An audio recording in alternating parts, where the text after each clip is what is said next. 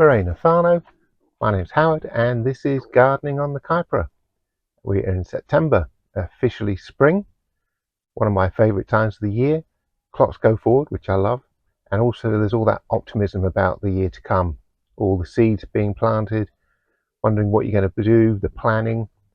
However, this year for me a bit different because we've got the Parley tunnel going, which means that we've already got a whole load of seeds going, and I'm already worrying about getting them out. One of the worries is that I want to get the beds in the veggie garden here a bit more neater, I guess. When we moved in, to start with, the first year, I was actually in a cabin pretty much on the spot of this polytunnel actually, and it was COVID and wood was really expensive, and we had the worst year of weather that quite literally anybody had ever experienced. So it was pretty miserable and horrible. But what it also meant was that the beds got developed in a very haphazard way with different sizes and different types of wood and things. And what that means now is that it makes it a bit more difficult to go up and down with the lawnmower and get it all cut, really. So I wanted to try and get things a little bit more in line with each other, I guess you'd say.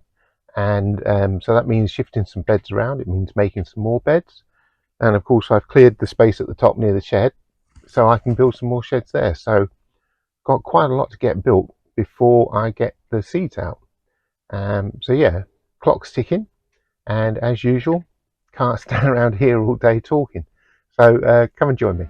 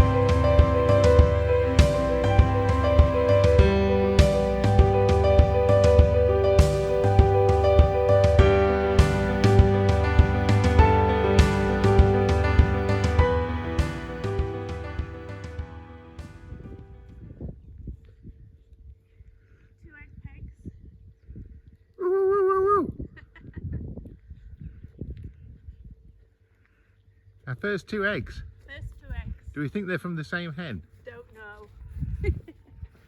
Good job. Let's have a look at them. One each. One's clean, one isn't so clean. Oh, excellent. Cool.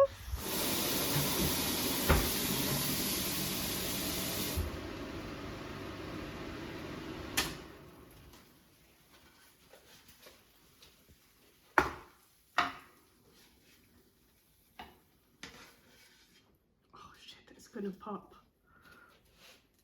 Which is the... Have we got one each, have we? Yeah, but you've got...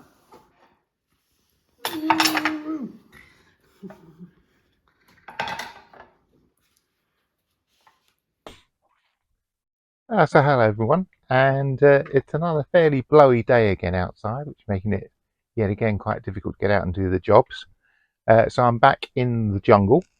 And today I'm going to do something I don't think I'd ever thought I'd ever do, which is pineapples. So my lovely neighbour Katie, she came and collected the seeds that I had for her, and in return she gave me this fine specimen of a pineapple with pups. And the plan is now to pot on these pups. I don't know anything about pineapples, apart from the fact that I like them. So I've been on YouTube to watch. Apparently they take about 2 years to get to fruit. So a bit of a long-term investment for something that you can buy very cheap in the supermarket. But at the same time, very excited to do this.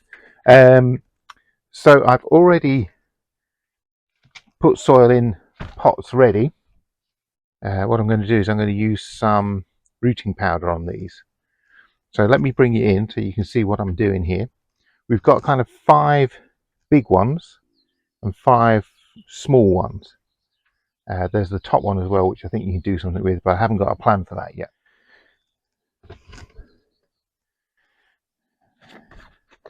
Okay, so this is the rooting powder. I'm going to pop in here. I need to get gloves because these things are lethal. I have to say, Katie dropped these off me a few days ago, and since then, greenhouse has smelt amazing. Just this really sweet pineapple smell just throughout the whole polytunnel. You just, as soon as you open the doors in the morning, you can get hit by the waft of it. It's amazing. Anyway, so I've got no idea if these are going to work or not. However, an interesting 2-year journey. Join me. There we go. Here.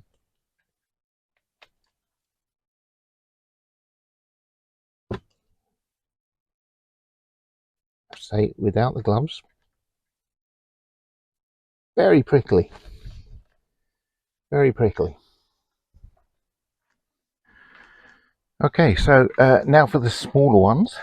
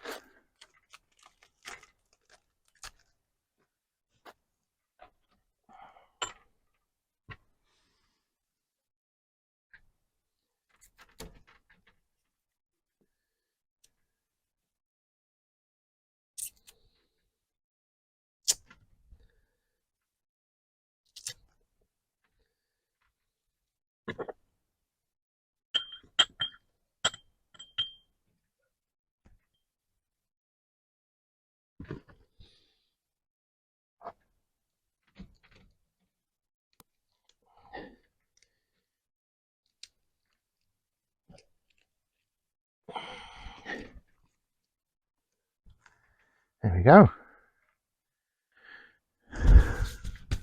Now we just wait 2 years and see what happens.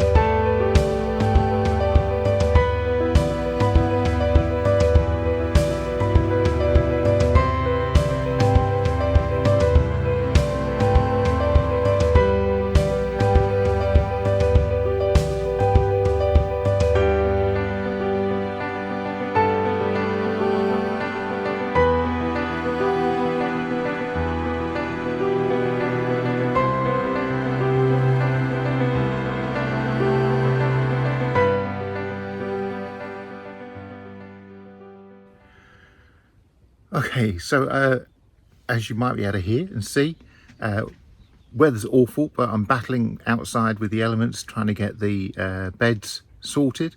So one of the things I've done is replace the carrot bed with a big bed, which means although I'll be able to keep most of them in place, I'm having to take a few inches off just so I can get the beds lined up relatively, not much.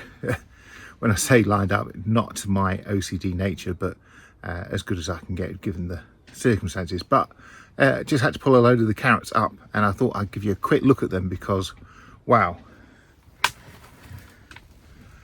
look at that. Is that not impressive stuff? I'm blown away. And that's not even most of them. There's some really big stonkers in there. They smell great as well. So yeah, just thought I'd quickly just dive in and show you that in the polytunnel. Rain's really coming in now. It's not nice out there, which is why I've not been able to do much filming. But hopefully you'll see that when we get to the plot tour finally. All right, see you for now. Okay, so you've just had the carrot update, and of course some of you might remember my parsnips are in there as well. Never grown parsnips before in my life, didn't know what I was expecting. Well, let me tell you, whew, that was a battle. Definitely a battle to get them up, and not just from the wind, but I've got some up.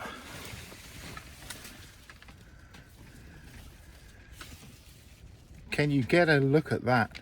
Can you see that? Unbelievable. What a success. Now what I'm going to do with that, sorry I was just putting them down there, obviously there's too many there for us to eat in one go, and what I heard, and who am I to argue with the internet, was that as you might know, parsnips get sweeter after having been in a frost, and we don't get frosts here. But what I heard was that if you process them and put them in the freezer, sorry, has the same effect, sweetens them. So that is what I'm going to do. I'm going to just put them all into the freezer and give them a few weeks, and then give them a bit of a taste test.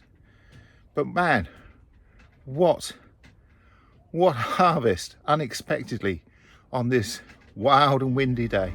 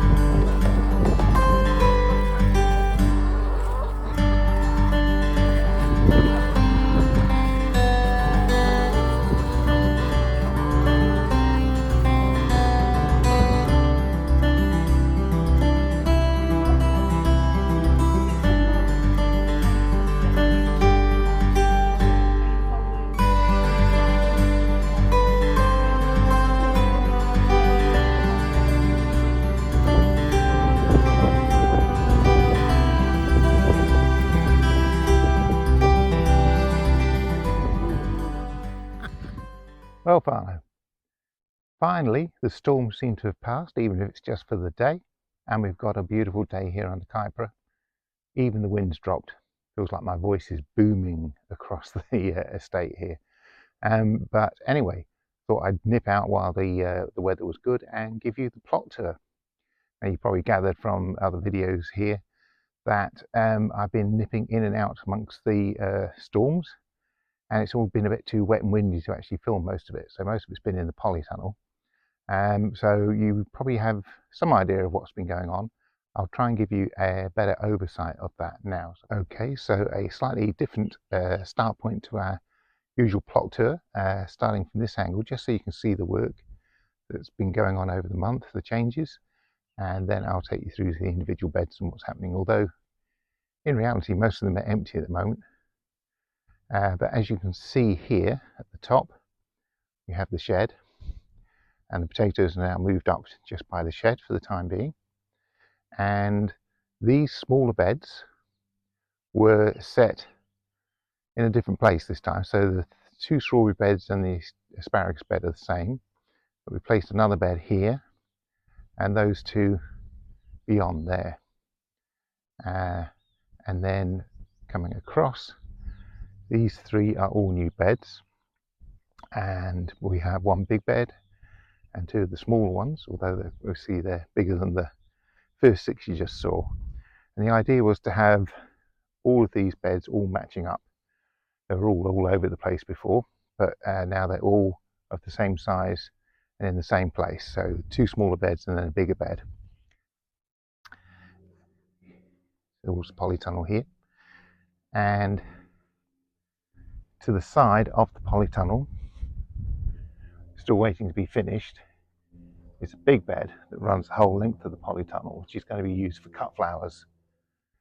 So the first two beds are empty, and we'll be having tomatoes going in them, and then we get to the strawberry beds, and you would have seen us having the first strawberry the other day, and hopefully you can pick up here that we've got a whole load more strawberries to go. I have a slight problem whereby they're getting ripe at the bottom and not at the top of the strawberry, and by the time they get ripe at the top, they're getting a bit eaten by things. I don't know if you can see that on there and there. So that's a bit frustrating, but overall feeling very happy with how they're looking at the moment. This is the year of the strawberry. Moving across to the asparagus bed, as you can see, that's really picking up now. I've put these supports all around, these waratahs. But even with those, with the wind that we've had over the last few weeks, they've taken quite a battering. The bed beyond, this was the bed that I had the carrots in over there, which moved to here. Things still being worked out. The big bed has the remains of the carrots and the parsnips that you saw me get the other day, which were an absolute delight. They've all been processed into the freezer. These beds are now empty. This was one of the smaller beds that's now been upgraded. Still has the beetroot in the middle from that. You can see this is where the original edge of the bed was, where the marigold is coming through. That was the original edge, so they've increased the size, and these are again going to be tomato beds. I've now taken the netting off the onion and leek bed. I gave one of the leeks to a neighbour of mine the other day, and it looked very good. She was quite impressed, I think. I certainly was impressed. So it needs a weed, but we're going to keep the netting off now, just so the sun can get onto them, and hopefully they'll bulb up and by midsummer be ready for picking. The bed beyond here is the garlic bed. You see the garlic's all coming on nicely now on that side as well, and the sweet peas are flowering. I had just a small cup of them on the dining room table yesterday as we had our dinner, and we kept noticing that we were getting wafts of scent coming through, even from just those 10 wee stems. So that was lovely. And what I'm trying to do is just keep on top of the picking, come up and pick some every day, and hopefully that will keep them flowering. I can hear Ninja Kitten coming. Hello. What have you been up to? What have you been up to?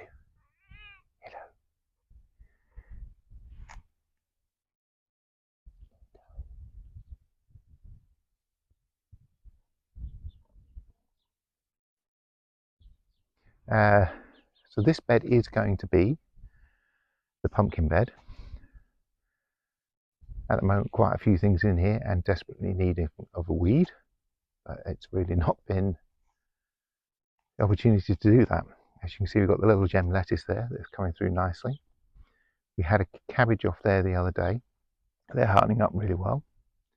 The chard, we've had a bit of chard I've been using it kind of like a spinach, and yeah, quite enjoyed it, so that's been good. Over here the parsley is going well. Coriander going to seed now, so I'm going to dig that up soon, just as we need to start clearing this bed ready for the pumpkins. And the broad beans are still doing extremely well. One of the things that I noticed is that watching YouTubers in England particularly, their broad beans get heavily attacked by black fly. So I've been watching out for that. At present, I'm seeing ants, but I'm not seeing black fly. Lots of flowers, and first tiny bean is just there. Okay, so swinging round to this bed. This is going to be the watermelon bed. We've got some love lice bleeding in already. Just got some just in cases lettuces. These are the red gem down the front, and these were the first tomatoes that I put out. As I say, I was hoping to put more out, but actually watching these get blown about by the wind was pretty scary, so I didn't put any more out, but we'll hopefully do that this weekend. And these are Roma and courgettes behind, and a couple of aubergine with some more of the red lettuce at the end.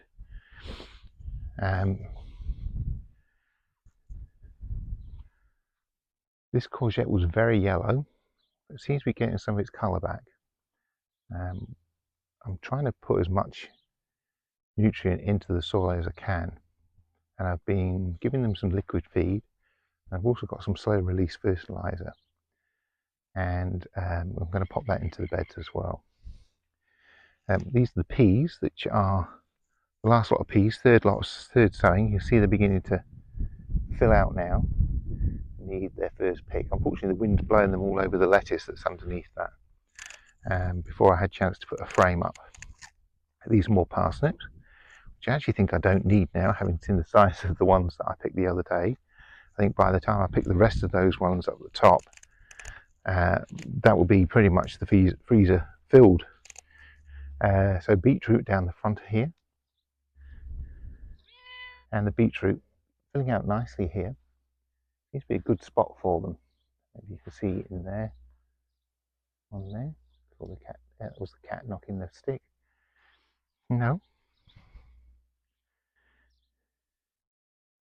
So yeah, it seems to be a good spot for beetroot here.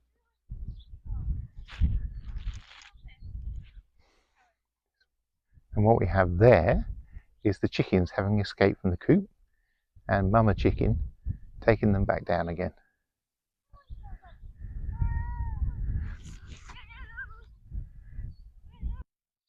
So back to the plot tour. Yeah, I'm going to have those peas this weekend and some of this beetroot, I think. And now into the polytunnel.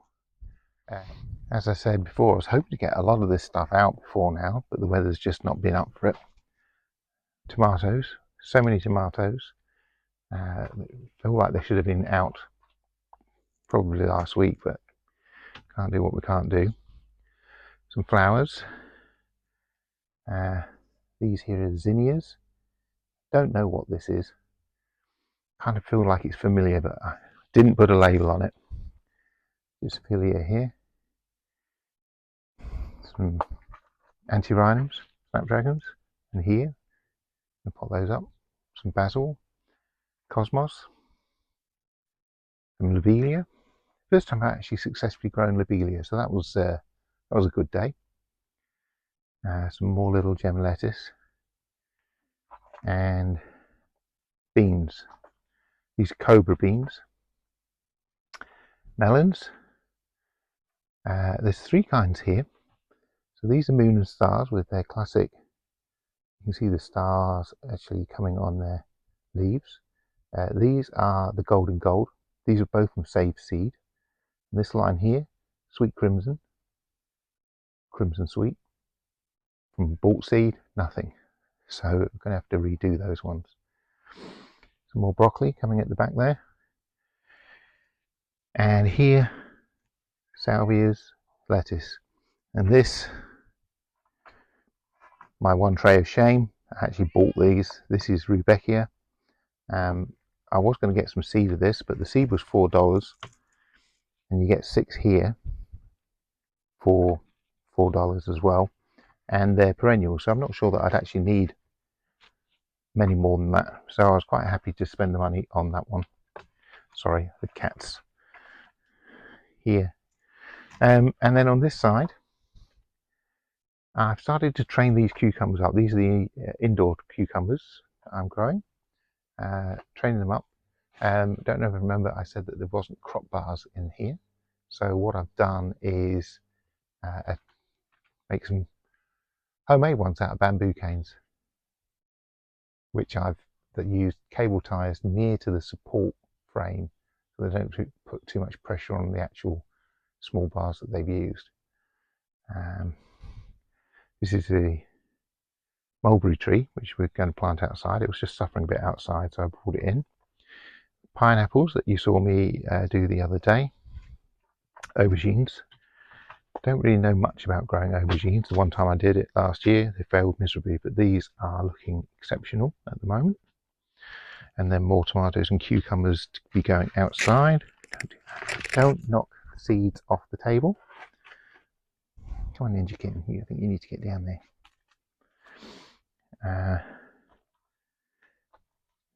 One more courgette to go out. This is, I think this is a Sweet 100. And then the 2 volunteer tomatoes that we've been following for maybe 2 months now. And if you can see these tomatoes, they're just doing unbelievably well. I have no idea what they are. Clearly not a cherry, this one. But wow, doing so good. And this cherry, still setting lots of fruit. Nothing seems to be ripening yet. But yes, hopefully we'll be getting tomatoes off these soon. Okay, so just to put everything into context there, looking up towards the Kaipara.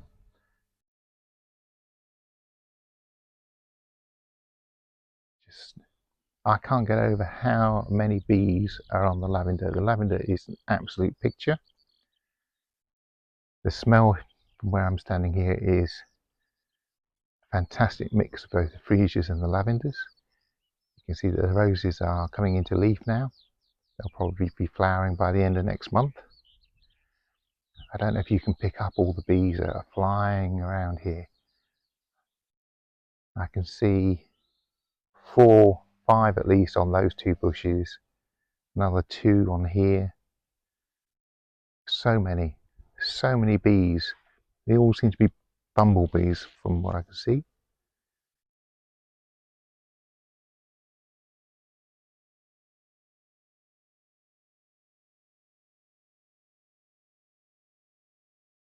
Absolutely covered in them. Amazing. The sound, I don't know if it's coming up on the sound, I doubt it, but it's just humming. Just humming. So beautiful.